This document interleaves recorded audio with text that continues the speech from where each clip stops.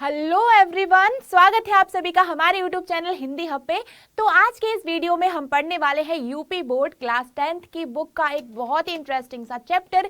याद रखना, इस चैप्टर से हमेशा से एग्जाम में क्वेश्चंस आते ही आते हैं, तो आपको याद रखना है कि इस तुलसीदास के पद है ये और इसमें क्या बताया गया है, इसकी व्याख्या क्या है, इसका संदर्भ और प्रसंग क्या है। चलिए तो जल्दी से वीडियो को स्टार्ट करते हैं और जानते हैं वीडियो के मतलब कि इस कविता के इस दोहे के लेखक कौन है। सबसे पहले जानते हैं इस कविता का शीर्षक क्या है। तो ये है दोहे, ठीक है, और इसका शीर्षक है वन पथ पर, यानी कि जब श्री राम, लक्ष्मण और रानी सीता जब वन को गए थे, यानी कि जब उन्हें वनवास हुआ था, तो जब वो वन को गए थे उसी दौरान कवि तुलसीदास ने इन दोहों को लिखा था। ये तो कह सकते हैं कि ये दोहे तुलसीदास जी के द्वारा रचित हैं। जैसा कि मैंने अपने हर वीडियो में कहा कि अगर आप कोई दोहे पढ़ रहे हैं या फिर आप कोई कविता पढ़ रहे हैं, तो सबसे इंपॉर्टेंट है कि आपको उसमें कवि के बारे में बताना है, उसकी संदर्भ प्रसंग सहित व्याख्या करनी है। अगर मान लो आपके एग्जाम में दोहे की 4 पंक्तियां आ जाएं, तो आपको कैसे लिखना है, उसका संदर्भ लिखना है, उसका प्रसंग लिखना है, फिर उन 4 पंक्तियों की आपको व्याख्या करनी है। चलिए तो ध्यान रखना, शीर्षक है वन पथ पर, यानी कि वन के मार्ग पर, और इसके राइटर है, इसके लेखक हैं, कवि हैं तुलसीदास जी। अब सबसे पहले हम बात करते हैं तुलसीदास जी के जीवन परिचय के बारे में, क्योंकि एग्जाम में जीवन परिचय भी पूछा जाता है, भले वो तुलसीदास हो, सूरदास हो, तो आपको कुछ कवियों के, कुछ प्रमुख कवियों के जीवन परिचय भी याद होने चलिए तो बात करते हैं तुलसीदास जी की। लिखा है, गोस्वामी तुलसीदास जी का जन्म सन 1532 ईस्वी में बांदा जिले के राजापुर गांव में हुआ था। ध्यान रखना, इनका जन्म कब हुआ था, इनका जन्म स्थान क्या है और इनकी रचनाएं कौन सी हैं। अक्सर कवि के बारे में ये सारी बातें पूछी जाती है। जैसे लिखा है कि तुलसीदास जी का जन्म सन 1532 ईस्वी में हुआ था और ये उत्तर प्रदेश के बांदा जिले के राजापुर नामक गांव में हुआ था। अब आपको कवि परिचय में बताना क्या क्या है। सबसे पहले कवि का जन्म कब हुआ, कवि का जन्म स्थान क्या है, उनके पिता का नाम, ठीक है, साथ ही साथ उनकी रचनाएं बतानी है, उसके बाद उनका साहित्य में स्थान, यानी कि उन्होंने हिंदी साहित्य में उनका क्या योगदान रहा है। तो अब बात करते हैं, लिखा है गोस्वामी तुलसीदास हिंदी साहित्य के सर्वश्रेष्ठ कवि हैं। कैसे कवि है, सर्वश्रेष्ठ। और याद रखना, जो तुलसीदास जी थे वो राम भक्ति शाखा के कवि थे, जो सूरदास जी है वो कृष्ण भक्ति शाखा कवि हैं। यानी कि तुलसीदास ने अपनी रचनाओं में राम की महिमा का वर्णन किया है और सूरदास ने अपनी रचनाओं में कृष्ण की लीलाओं का वर्णन किया है। तो यहाँ पे लिखा है, इनके द्वारा हिंदी कविता की सर्वतोमुखी उन्नति हुई है, मतलब कि इन्होंने हिंदी दोहे को, हिंदी काव्य को एक नया आयाम दिया है। इन्होंने अपने काल का मतलब होता है समय, इन्होंने अपने समय का जो समाज था, तो इन समाज की जो विसंगतियां थी उन पर प्रकाश डाला है। इनके समाज, उस वक्त जो समाज की अर्थव्यवस्था थी, समाज में जो कुरीतियां व्याप्ति थी, तो अपने दोहों के माध्यम से इन्होंने ये सारी बातें जन जन तक पहुंचाई हैं। अब बात करते हैं इनकी रचनाओं की। रचनाओं का दूसरा नाम होता है कृतियां, मतलब कि इन्होंने किन किन रचनाओं को लिखा है। तुलसीदास जी द्वारा जो अभी तक का सबसे महत्वपूर्ण ग्रंथ है वो है रामचरितमानस। अक्सर एग्जाम्स में पूछ लिया जाता है कि रामचरितमानस के रचयिता कौन है। आपको पता होना चाहिए कि रामचरितमानस को कवि तुलसीदास जी के द्वारा लिखा गया था। इनकी और अन्य रचनाएं हैं, विनय पत्रिका, कवितावली, गीतावली, कृष्ण गीतावली आदि इनकी प्रमुख रचना है। अक्सर राइटर के यानी कि कवि की रचनाओं के बारे में पूछा जाता है। चलिए तो अब हम स्टार्ट करते हैं हमारे दोहों की व्याख्या। सबसे पहले दोहों को आपको बहुत ध्यान से पढ़ना है।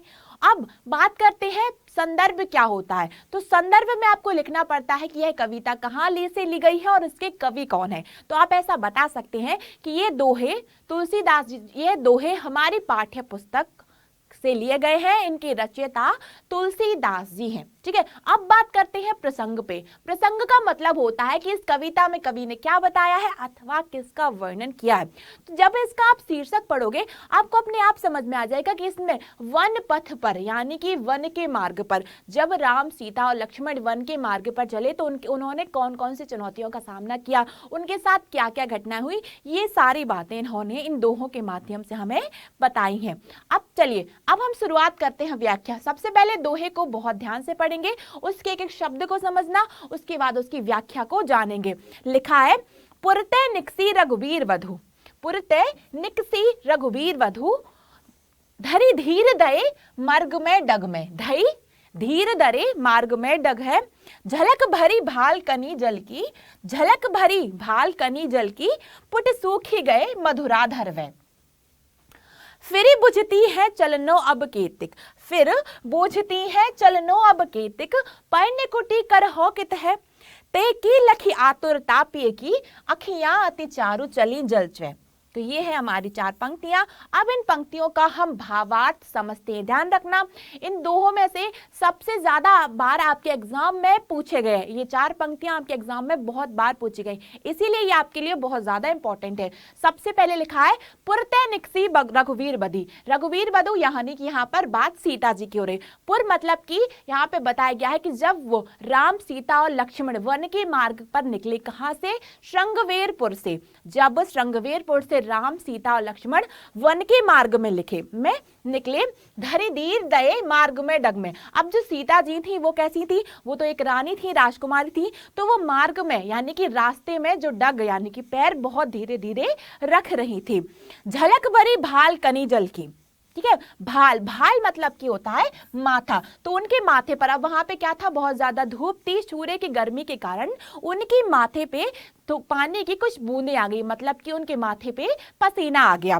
पुट सूख गए मधुराधर वे, पुट, पुट मतलब कि होता है कोमल, और उनके जो कोमल कोमल मधुर अधर, मधुराधर मतलब कि मधुर अधर, अधर का मतलब होता है होंठ। तो सूर्य की गर्मी के कारण, रास्ते में लगातार चलने के कारण क्या हुआ? उनको पसीना आने लगा और उनके जो कोमल कोमल होंठ थे वो भी अब प्यास के कारण सूखने लगे।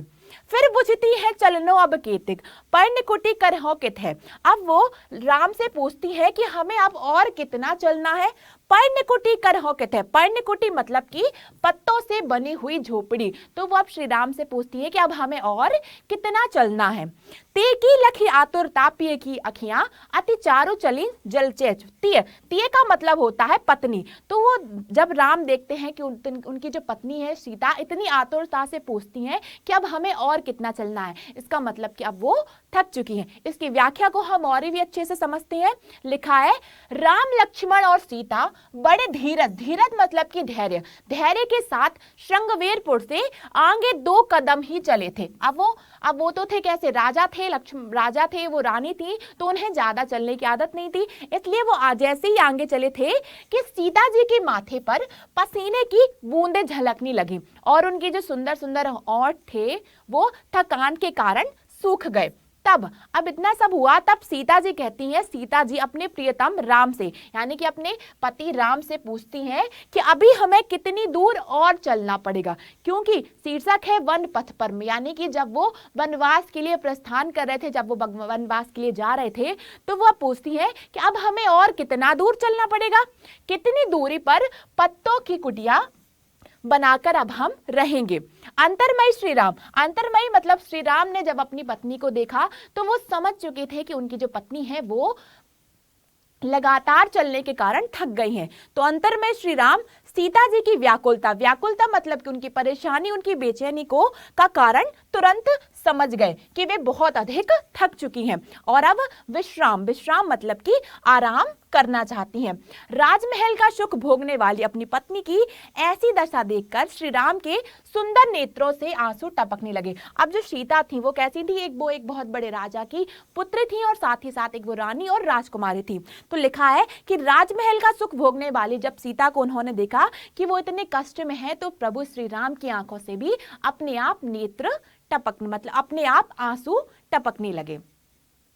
अगला दोहा है, जल को गए लखन है लरिका, जल को गए लखन है लरिका, परिखो पिए चाय घरीक है ठाड़े, पोछी पसेव बयारी करो, अरु पाए पखरे भूभुरी ढाड़े।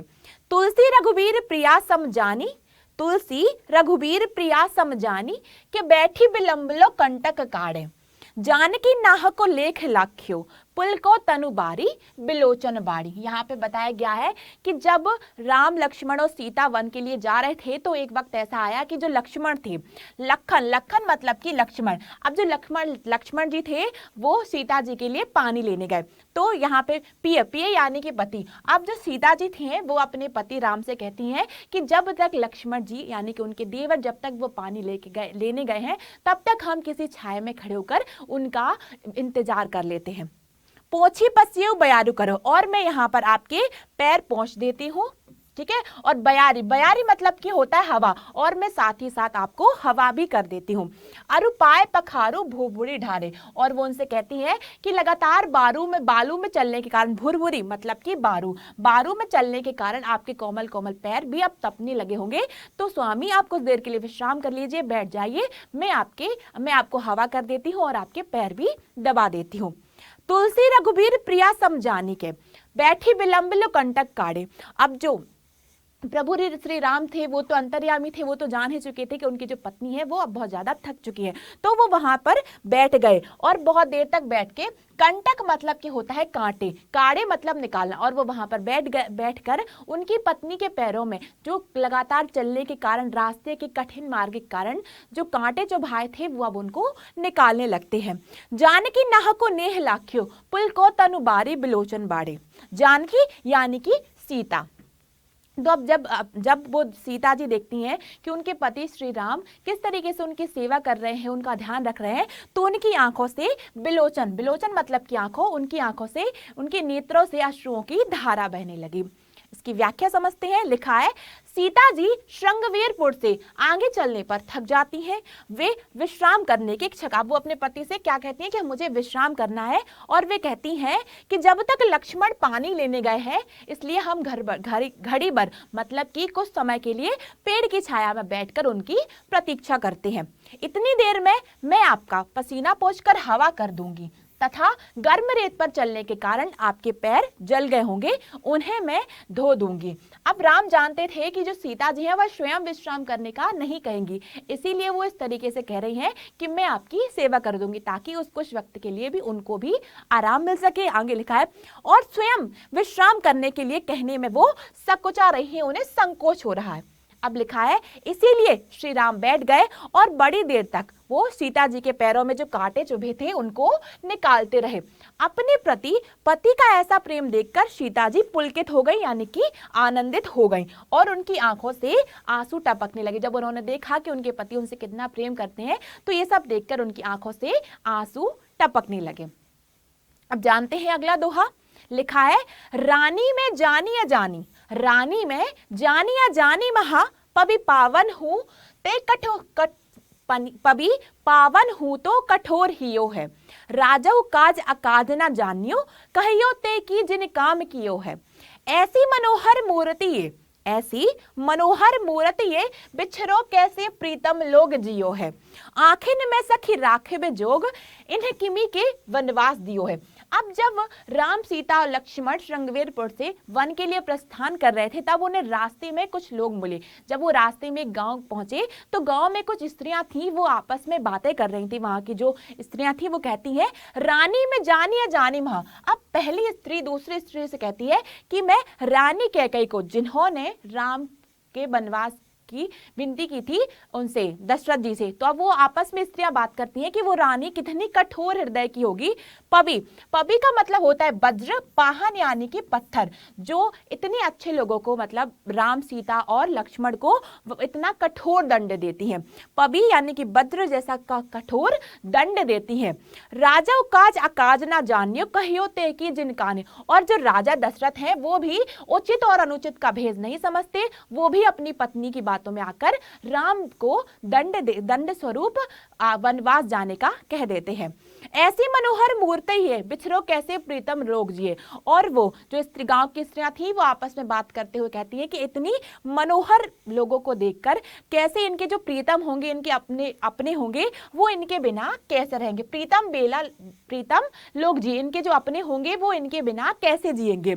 आखिर में सखी राखवो जोग, इन्हें किम की वनवास दिए। और अंत में वो कहती हैं कि सखी ऐसे कौन कठोर हृदय के लोग होंगे जिन्होंने इतनी सुंदर इतनी अच्छी आत्माओं को भी वनवास जैसा कठोर दंड दे दिया है। इसकी व्याख्या है, वनगमन के समय रास्ते में स्थित एक गांव की कुछ स्त्रियां राम लक्ष्मण और सीता के सौंदर्य तथा कोमलता को देखकर रानी कैकेयी को अज्ञानी और वज्र से भी पत्थर कठोर हृदय वाली नारी बताती। जब वो देखती है कि इतने कोमल हृदय वाले राम लक्ष्मण को भी ऐसी कौन सी महिला है जिन्होंने जो इतना कठोर दंड दिया है।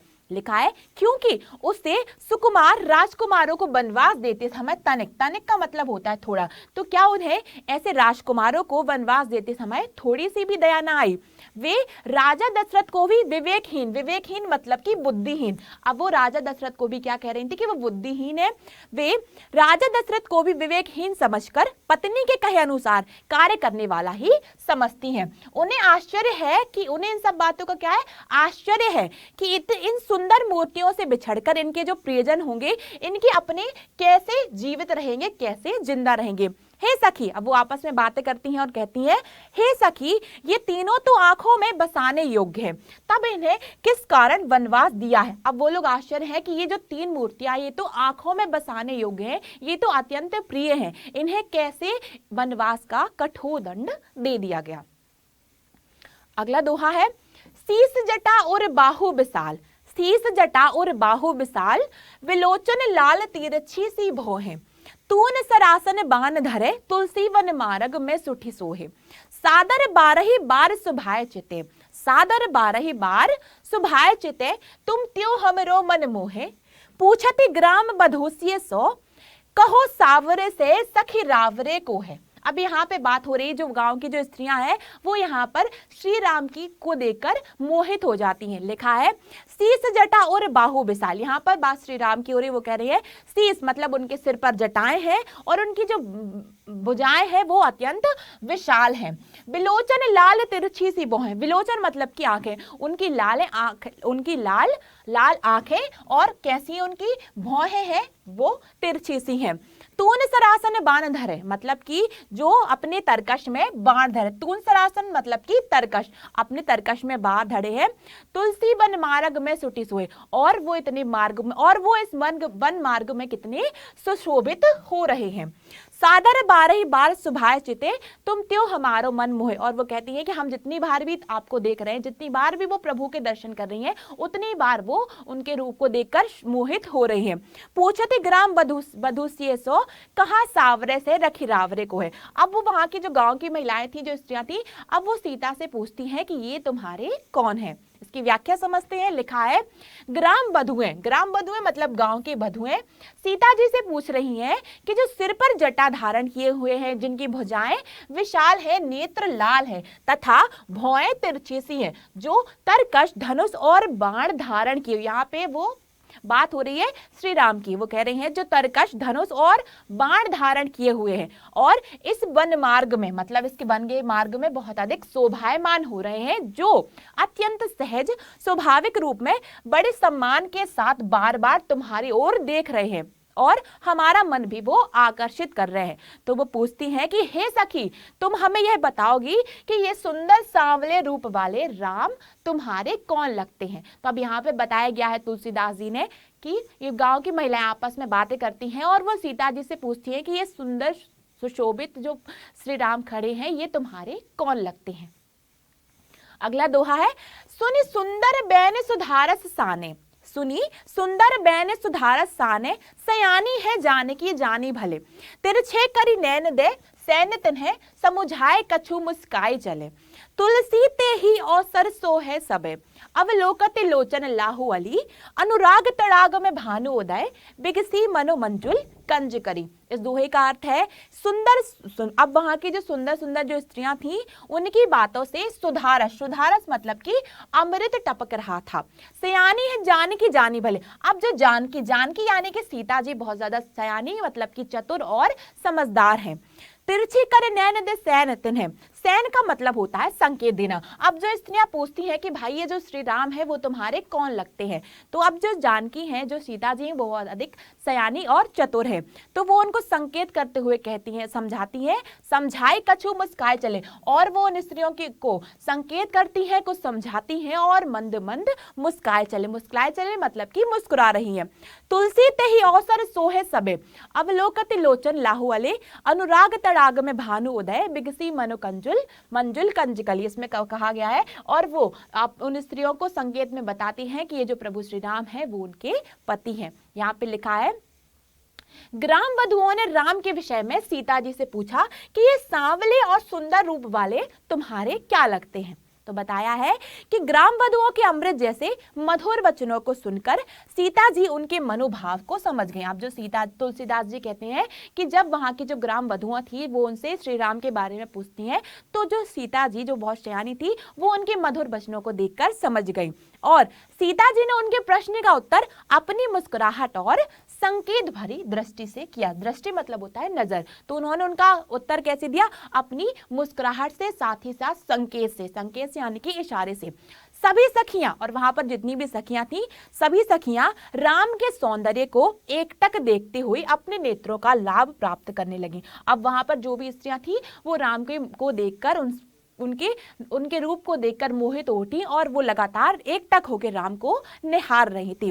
उस समय ऐसा प्रतीत हो रहा था, प्रतीत हो रहा का मतलब है ऐसा लग रहा था मानो प्रेम के सरोवर में, सरोवर का मतलब होता है तालाब, ऐसा लग रहा था कि मानो प्रेम के तालाब में राम रूपी सूर्य का उदय हो गया है और ग्राम वधुओं के नेत्र रूपी कमल की सुंदर सुंदर कलियां खिल गई। यहाँ पे बताया है किस तरह से वहां की जो गांव की जो स्त्रियां थी वो राम के रूप को देखकर मोहित हो गई थी, और अंत में कहा है कि प्रेम के सरोवर में राम रूपी सूर्य का उदय हो गया है और वहां के ग्राम की जो वधुआं है वो अपने नेत्र रूपी कमल की सुंदर सुंदर कलियां खिल रही हैं। तो अब इस वीडियो में हमने जाना वन पथ पर। तो याद रखना बच्चों कि ये आपके एग्जाम में हमेशा आता ही आता है, बहुत बार एग्जाम में इससे क्वेश्चंस पूछे गए हैं। तो आपको याद रखना है, अगर इन दोहों से आपको 4 पंक्तियां आती हैं तो सबसे पहले तो आपको उसका संदर्भ लिखना है, उसके बाद उसका प्रसंग लिखना है और अंत में आपको उस 4 पंक्तियों की बहुत ही व्यवस्थित तरीके से व्याख्या करनी है। तो मुझे उम्मीद है कि इस वीडियो को देखने के बाद ये जो चैप्टर है वो आपका पूरा क्लियर हो गया होगा। अगर आपने अभी तक इस चैनल को सब्सक्राइब नहीं किया है तो जल्दी से चैनल को सब्सक्राइब कीजिए, साथ ही साथ वीडियो को अपने सारे दोस्तों के साथ शेयर कीजिए और मुझे कमेंट बॉक्स में बताइए कि ये वीडियो आपको कैसा लगा। तब तक के लिए अपना ध्यान रखिए, बाय बाय, टेक केयर।